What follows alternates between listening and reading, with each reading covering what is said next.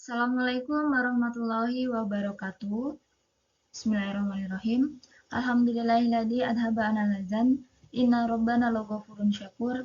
Asyhadu alla ilaha illallah wa asyhadu anna Muhammadan abduhu wa rasuluh sallallahu alaihi wasallam wa ala alihi wa sahbihi amma ba'du. Selamat pagi teman-teman semuanya. Di sini dengan saya Mitsaredi Jihan Amelia, kelas HES 3A dengan NIM 232111342. Nah, di video kali ini saya akan membahas mata kuliah Ushul Fikih yang diampu oleh Bapak Munas SAMAG dengan subtema yaitu dalalah tidak jelas atau Ghairu Watiyah. Nah, jangan lupa nanti volumenya dikencengin ya. Nanti soalnya ada kejutan.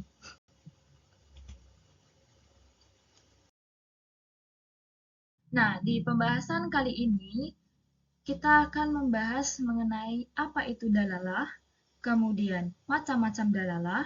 Nah, macam-macam dalalah ini sendiri terbagi menjadi dua. Yang pertama, dalalah jelas. Yang kedua itu ada dalalah tidak jelas. Nah, di pembahasan dalalah jelas itu sudah dibahas oleh kelompok ganjil, tapi di sini saya akan menyinggung sedikit. Dalalah jelas itu terbagi menjadi 4. Yang pertama ada zohir, yang kedua nas, dan yang ketiga mufassor, yang keempat ada muhkam.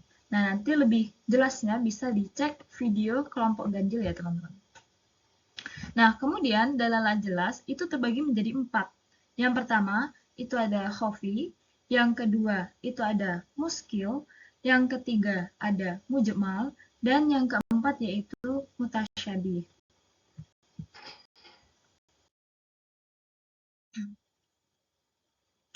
Pengertian dalalah. Dalalah berasal dari bahasa Arab yang berarti petunjuk atau indikasi.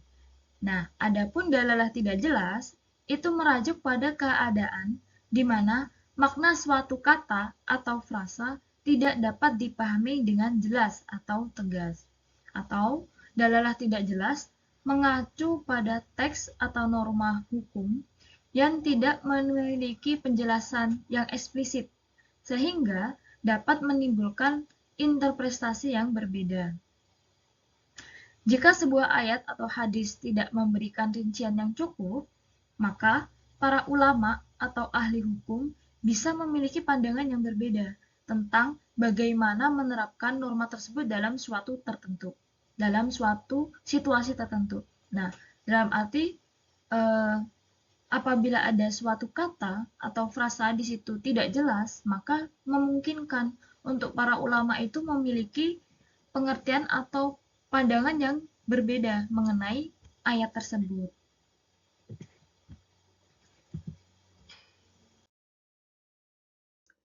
Kemudian macam-macam dari dalalah tidak jelas. Nah, ini kalau dilihat dari sifat ketidakjelasannya, ini memiliki tingkatan. Nah, tingkatan yang paling tidak jelas itu ada mutasyabih, kemudian di atasnya itu ada mujmal, kemudian muskil, yang pertama itu yaitu kafi. Nah, dari keempat tingkatan ini, yang paling mending tidak jelasnya itu khafi. Nah, yang paling tidak jelas itu pada mutasyabih. Nah, macam yang pertama itu ada khafi, yaitu lafaz yang dari segi penunjukan maknanya itu jelas, tetapi ketidakjelasan muncul ketika menerapkan makna tersebut pada kasus tertentu. Nah, jadi dari maknanya itu udah jelas, tetapi kalau semisalnya diterapkan pada kasus yang lain, itu menjadi tidak jelas. Nah, contohnya itu ada di surat Al-Maidah ayat 38 yang berbunyi wasariqatu wasariqu faqta'u aydiyahuma, yang artinya laki-laki maupun perempuan yang mencuri, potonglah tangan keduanya. Nah, di sini sudah jelas ya, seorang laki-laki ataupun perempuan yang mencuri, maka potonglah tangannya, itu hukumannya. Nah, dari ayat ini sudah jelas, maknanya itu jelas. Akan tetapi, kalau kita terapkan pada kasus yang lain, itu menjadi tidak jelas. Contohnya, bagaimana kalau dengan kasus mencopet atau menjamret atau di situ ngebegal. Nah, di situ bagaimana hukumannya?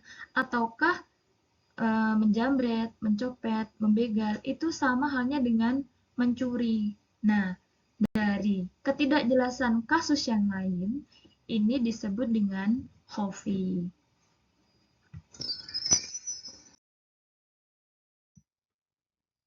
Nah, yang kedua yaitu muskil, yaitu suatu lafadz yang dari penunjuk maknanya terdapat ketidakjelasan, sehingga muncul beberapa perbedaan dalam memahami lafadz tersebut. Nah, karena di sini mengandung makna yang beragam. Nah, dari maknanya saja awalnya itu udah nggak jelas. Terus kalau diterapin di kasus lain, makin tidak jelas seperti itu. Contohnya di surat Al-Baqarah ayat 228. Yaitu wal mutalaqatu yatalbasna bi anfusihinna thalathata quru. Yang artinya wanita-wanita yang ditalak hendaklah menahan diri atau menunggu 3 kali quru. Nah, makna quru ini memiliki beragam makna. Ada yang mengartikan suci, ada yang mengartikan haid. Nah, dari beragamnya pengertian ini memunculkan ketidakjelasan. Kalau menurut ulama Hanafiyah, quru ini diartikan sebagai masa idah atau di situ atau menunggu. Nah, adapun menurut ulama Syafi'iyah, quru diartikan sebagai makna dengan masa suci seperti itu. Yang ketiga yaitu mujmal, yang mempunyai arti suatu lafadz yang mengandung makna yang bersifat global, di mana kejelasan maksud dan rinciannya tidak dapat diketahui jika hanya dengan makul itu sendiri. Nah, kejelasan itu perlu adanya dijelaskan dengan menggunakan sunnah-sunnah yang diajarkan oleh Nabi Muhammad Shallallahu Alaihi Wasallam. Contohnya, maksudnya tuh gini, ini maknanya itu global, makanya perlu adanya penafsiran. Dengan apa? Ya sunnah-sunnah atau hadis gitu ya kita mah sebutnya. Kayak ada pentafsiran. Nah, ini juga termasuk fungsi hadis sebagai penjelas Al-Quran gitu ya teman-teman. Contohnya di surat Al-Baqarah ayat 43 yang berbunyi wa aqimus sholata wa atuz zakah warka'u ma'ar roki'in, yang artinya tegakkanlah sholat, tunaikanlah zakat, dan rukuklah bersama orang-orang yang ruku. Maksudnya ya sholat berjamaah gitu. Nah, dari ayat ini mempunyai makna yang global, maksudnya itu umum. Nah, maka dari itu perlunya adanya perincian yang lebih jelas mengenai contohnya nih, wa aqimus shalah gitu kan. Tegakkanlah sholat. Tetapi di sini tidak dijelaskan gitu ya, bagaimana sholat gerakannya itu bagaimana gitu. Terus bacaannya seperti apa? Terus waktu-waktu sholatnya itu di waktu apa? Terus bacaannya dari takbir sampai salam itu seperti apa? Seperti itu. Kemudian ini di zakat. Nah, di sini kita diperintahkan untuk zakat gitu kan. Tetapi eh, tidak dijelaskan zakatnya itu berupa apa, berapa, terus zakatnya ada apa aja kayak gitu kan. Soalnya kan zakat juga banyak gitu kan macamnya. Zakat mal, zakat zakat apa? Zakat panen, zakat harta kayak gitu kan. Nah, seperti itu. Nah, di sini di ayat ini tidak dijelaskan secara rinci bagaimana tata caranya dan lain sebagainya. Makanya di sini disebut mujmal karena memiliki makna yang global. Dan yang terakhir, yang keempat yaitu mutasyabih. Nah, ini urutannya paling parahnya tidak jelas. Jadi dari ketidakjelasan dari keempat tingkat ini tuh ini paling nggak jelas kayak gitu. yaitu suatu lafaz yang tidak menunjukkan kejelasan maknanya dan tidak ada dalil yang menjelaskan. Jadi udah nggak ada makna yang jelas, nggak ada dalil yang menjelaskan pula.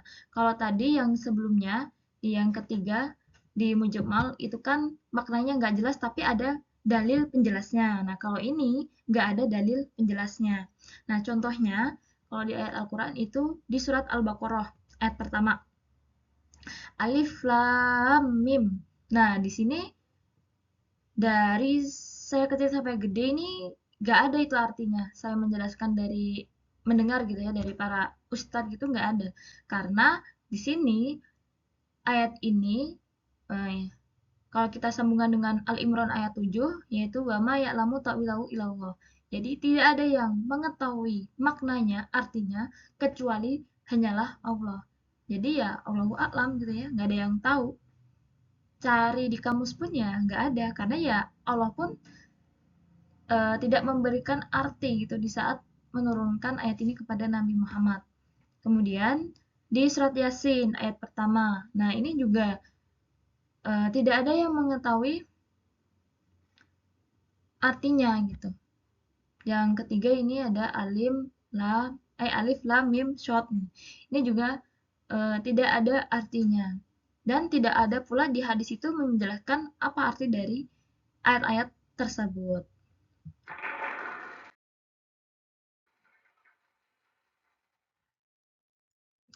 Oke, teman-teman, terima kasih sudah mendengarkan video dari penjelasan materi saya.